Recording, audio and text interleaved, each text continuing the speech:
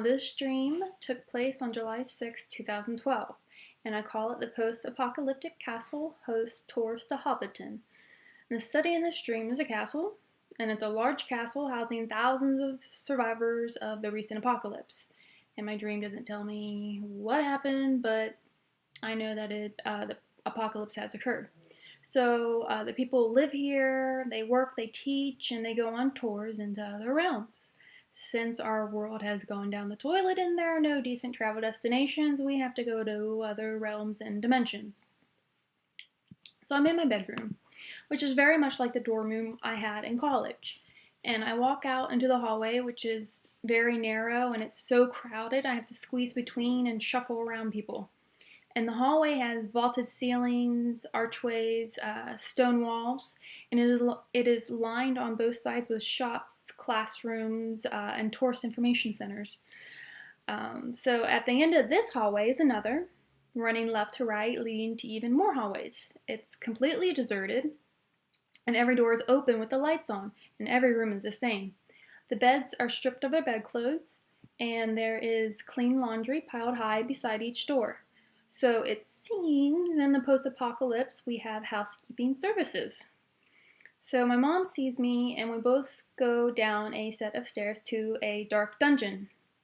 At the foot of the stairs, we stand in the middle of a narrow hallway that connects two large rooms, and there are also a few doors leading to smaller rooms.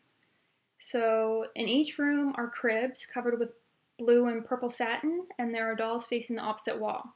I realize Mom came down with a doll under her arm. It has curly, long blonde hair. So when we go to leave, why we are down there, I don't know. But when we go to leave and are walking back up the stairs, I notice Mom's doll now has short, curly red hair. And it's missing an arm and its dress. And I hear a voice within my mind telling me to go back and get the right doll.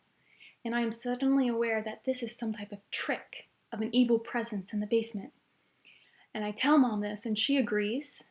So we ignore the voice and continue up the stairs.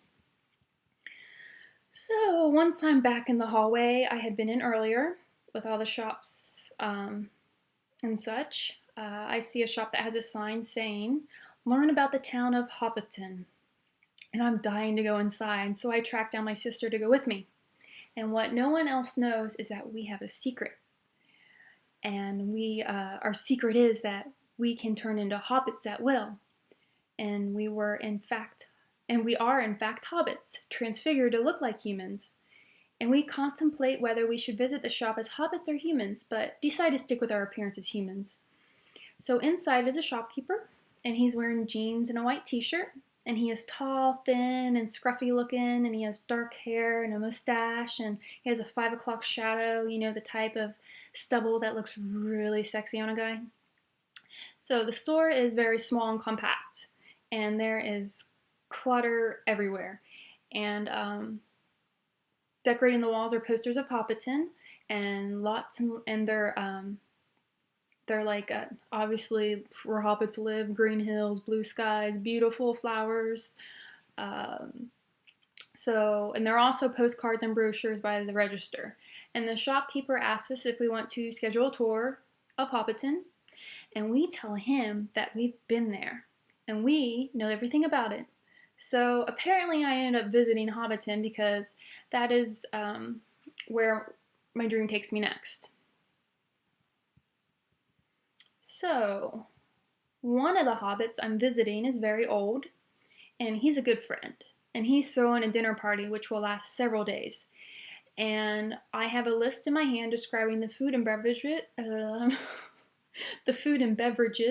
that will be served on each day.